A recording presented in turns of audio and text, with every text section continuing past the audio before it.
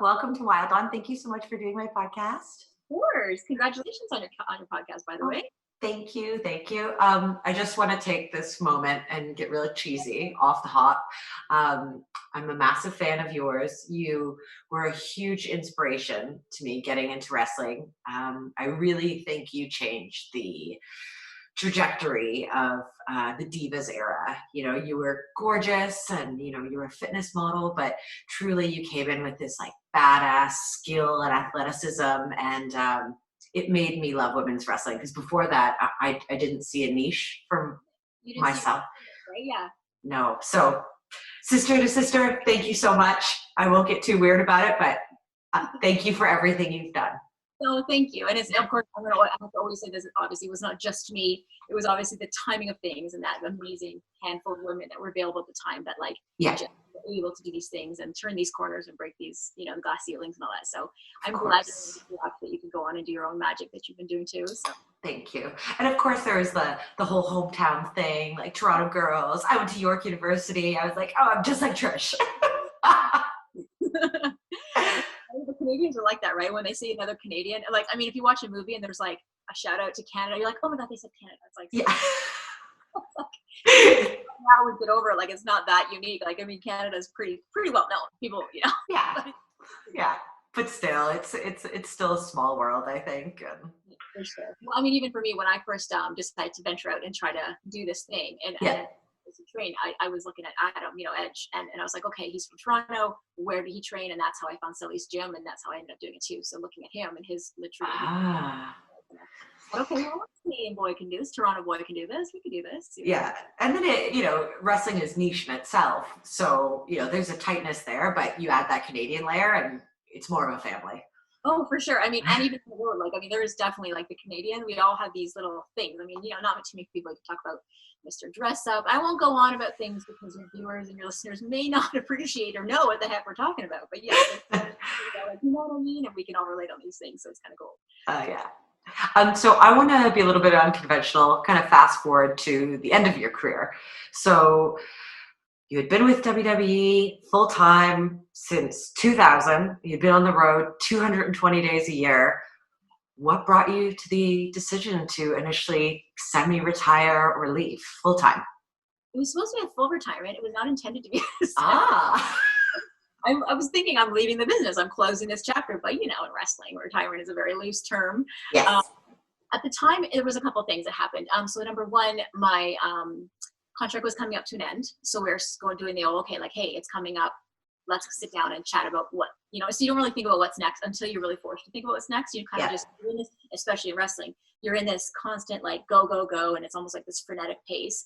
And you don't stop and go, what's next? Because you can only see this much in front of you. That's how fast it's going. You know what I mean? So, okay, contract up. So that meant, okay, well now I have to think about, for the first time, put some awareness towards my 2, 3 to 5 years and think about what I want or what I need for myself. Right. I was, it made me sort of analyze everything I'd done at that point, which was kind of cool because we don't really do these, like fulfillment points. Like we don't really know. Like I was like, not to say I wrote down on paper, but I was like, okay, that's good stuff. I've done well. I'm going to work on Monday. Doing great stuff. We're, of course, me and Lita were on a main event. We're amazing. Yeah. Of course. But to really like kind of put it in perspective and be like, okay, like what else did I want to accomplish? What else can I accomplish? Right. And I thought, okay, I've literally worked with every female that's available really on the roster. Been so lucky to have these fantastic, robust feuds with all the women too, really. Like a little fleeting match, like really like great feuds and rivalries, Yeah. To this day, like people talk about and love and connect with, right? Oh, yes. Yeah, so I felt that. And then, not that there was like, I was teetering a little bit, but then my mom got sick. I don't know if you've heard the story about my mom was diagnosed with Hodgkin's lymphoma. Oh gosh. It just was like the universe saying, this is your time to walk away and like focus on family again. And I knew that if you're on the road, like you can't be there for, I wouldn't be there for her. And it was like to call her and check on, I just could not imagine that, Right. And so, my husband he was my boyfriend at the time. He's been so great. I mean, we've been together since we were 17 years old when we became officially boyfriend and girlfriend. He's a sweetheart. And he's just stood by and it was never the time to get married. We're just doing our thing. Right. I retired on September 17th. 2 weeks later, I got married. Oh, wow. So literally closing one chapter and opening up another one. And then I was home and I was focusing on my family and being with my mom, and that she's Right. recovering. Oh, I'm so glad to hear that. Yeah, so sometimes it's just signs that it's just the time, and I never Yeah. thought, oh, I'll go back one of these days, because Right. you didn't, you knew that Ric Flair kept coming back and people kept coming back, but I never, Yeah. like, that was my time, my little career, and I was happy with it. I was fulfilled, felt Right. good, proud of it. And then I knew there was more for me to do. Like, I knew, like, at one point in my journey, I found yoga. So that was like, I hate saying the years because it sounds like 4 years ago. Some of your listeners are like, wow, when I was 3, that happened. But there was a point in my when I had an injury, a back injury, and I found yoga, right? Right. I knew I wanted somehow to have yoga in my life. I wanted to, like, it was almost like, now like everyone knows yoga, it's in gyms and things like that. But back then it wasn't. It was Right. Tiny places down the beaten paths that you would find. They're yoga studios, right? They were certainly not in big box gyms. Right. Like, I want to, God, it was almost like I found this secret. I'm like, I need to, it's like a fountain of youth. I'm like, I live in the world. Like, and I knew I had the potential and the platform to do it. Right. But, I thought, okay. And so when I was off with that injury, I thought about things for my future. Okay. Maybe like opening up the yoga studio was kind of one of my goals when I was going to retire. So that was sort of like when I was going to leave, I was like, okay. And then my next chapters, I don't think I'd be a little scared to leave and just be like, okay, so what do I do today? You know what I mean? Especially right? For sure. So I focused on the next chapter of my career, and then 2000. Well, I retired 2006.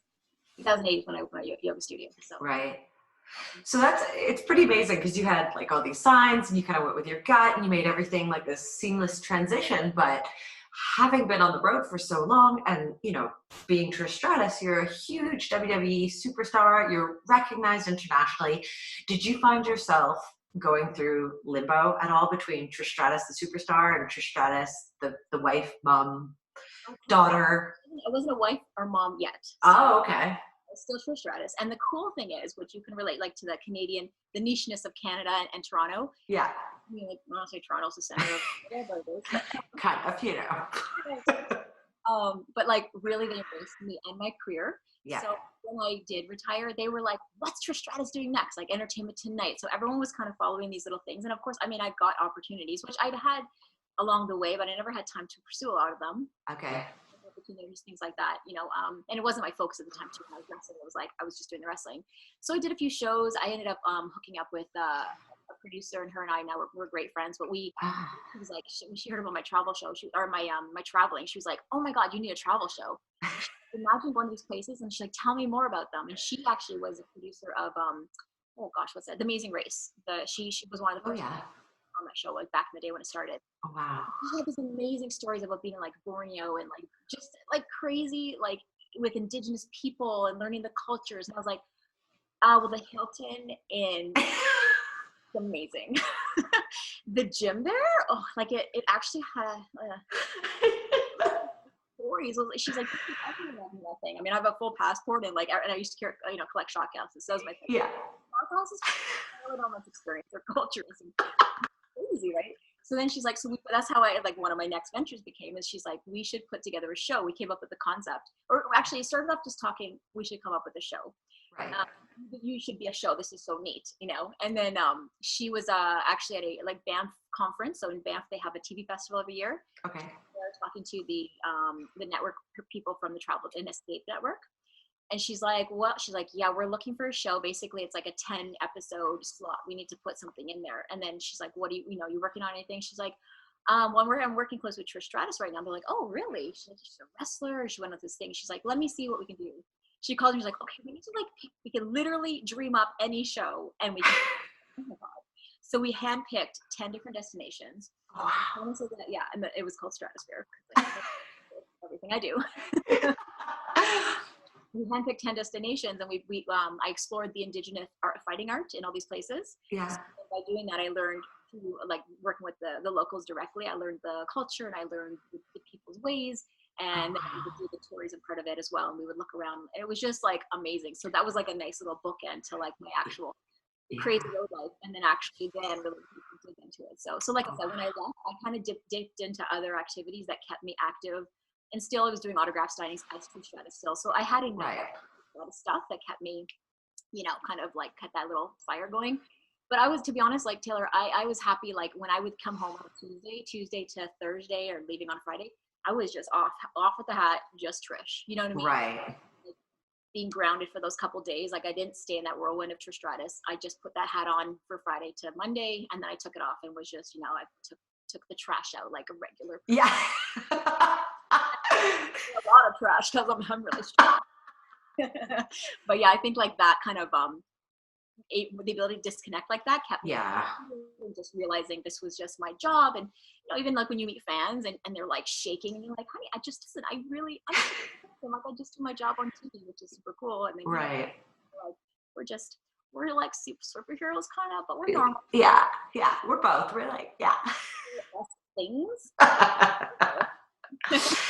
And you know, obviously I hadn't reached the status of superstar that you had, but you know, with TNA being on the road for 6 years, you kind of get that little bit of nomad feeling, a little transient, because you're never really home, even though you have a home. But I do think that coming back to Toronto, having a partner that has nothing to do with the business, I found myself that massively kept me grounded.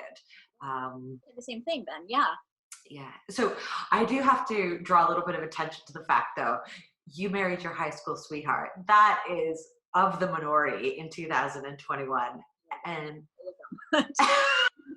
after all that, yes, for sure. Yeah, Ron's pretty incredible.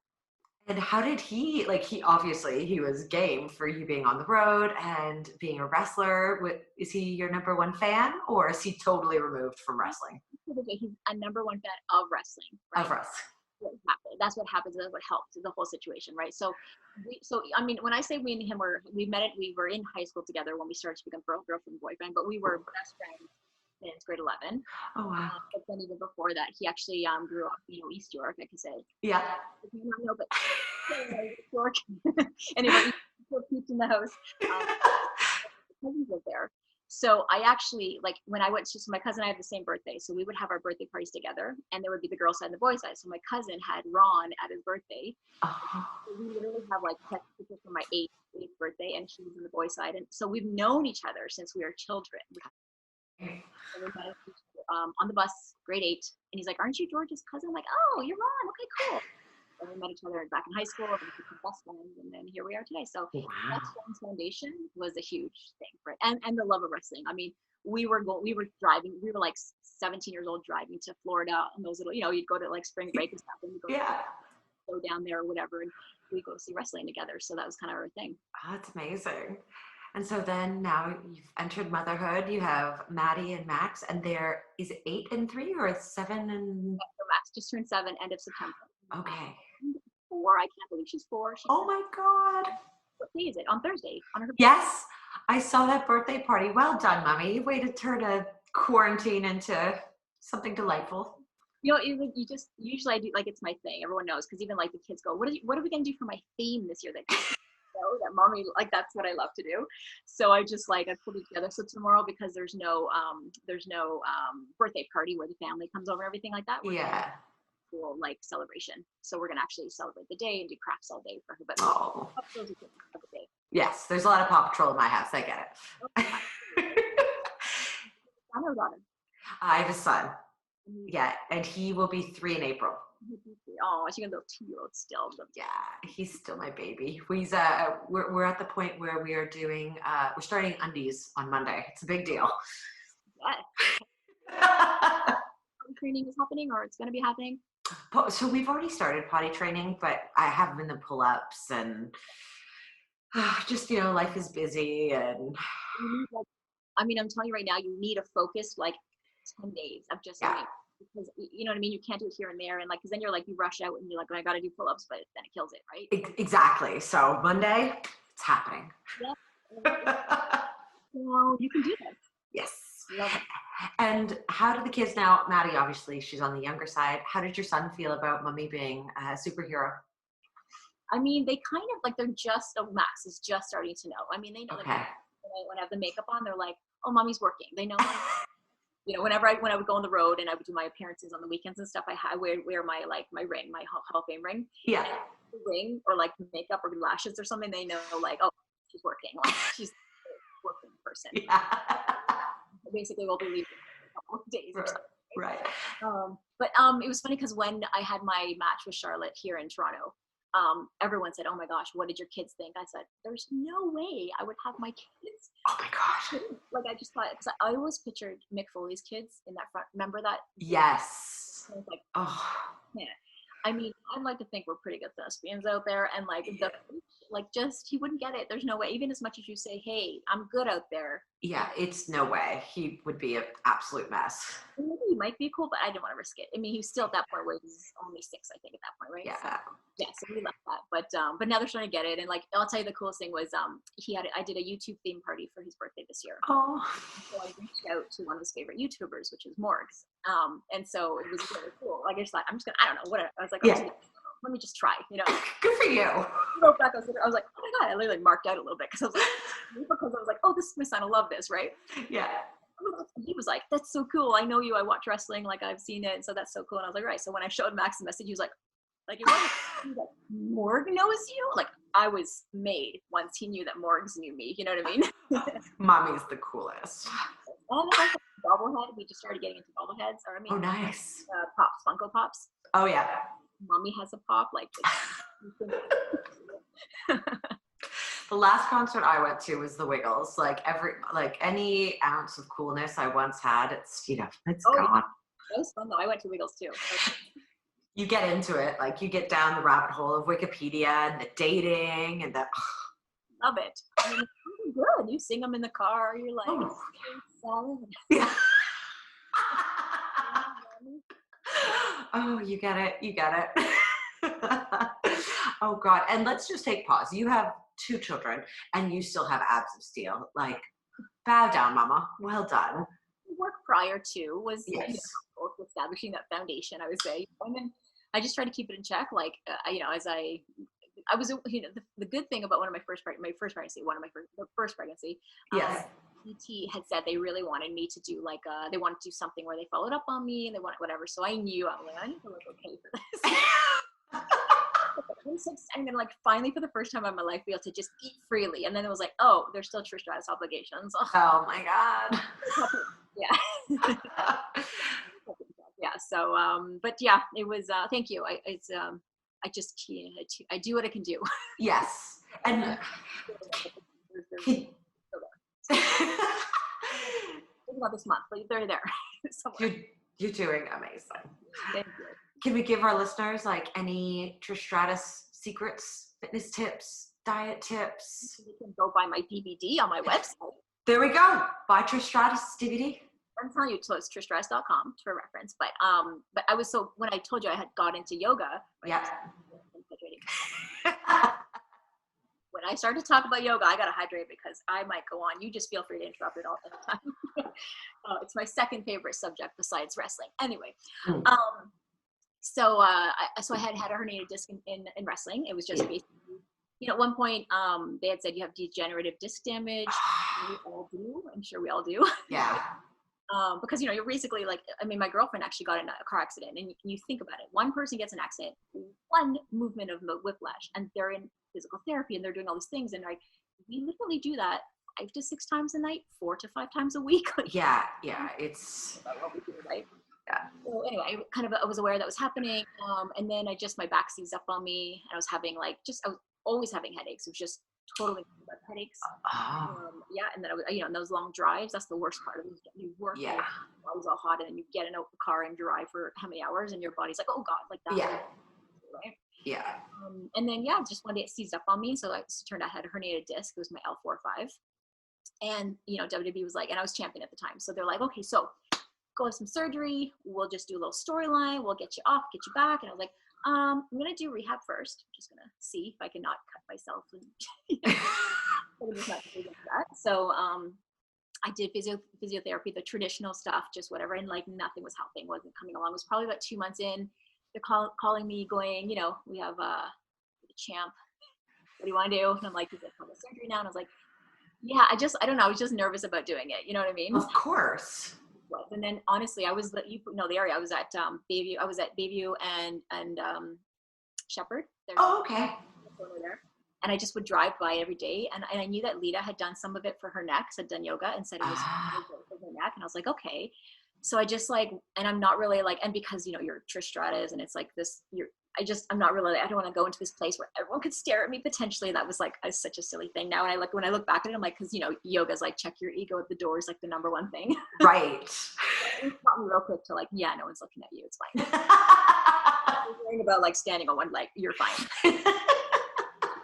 Oh my God. So I walked into my first yoga class and I thought, let me just try this. And I went in and I just started, you know, I did hot yoga and I did it every day. And I could just, I mean, I'm telling you, like automatically I felt a difference in my body. I just felt like I just had more mobility. It was, you know, I could just, and then I went back to the physio and I was saying, can I do the two together? And she's like, I'd rather you didn't, just so we can make sure we know exactly what you're doing. So we can, I was like, I just knew my body needed this. I just was like, and it was for my mental detachment to go into, just find my space inside myself, inside my head. Right.